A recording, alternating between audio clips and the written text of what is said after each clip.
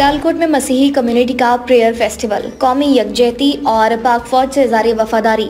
सियालकोट से मुदस्सिरतों की रिपोर्ट। सियालकोट में मसीही कम्युनिटी के ज़ेर एहतमाम एक रोज़ा प्रेयर फेस्टिवल का इनेकाद किया गया, जिसमें वफाकी वज़ीर दिफा ख्वाजा आसिफ और वफाकी पार्लिमानी सेक्रेटरी बराए सेहत डॉक्टर नेल्सन अजीम ने खुसूसी शिरकत की है।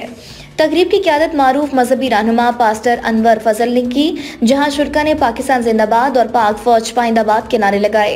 ख्वाजा आसिफ ने मसीह बरादरी की खिदमत को सराहते हुए कहा कि पाकिस्तान तमाम मज़ाहिब का मुश्तरका वतन है और कौमी यकजहती ही हमारी असल ताकत है। डॉक्टर नेल्सन अजीम ने कहा कि हम सब एक कौम हैं और पाक फौज के साथ खड़े हैं।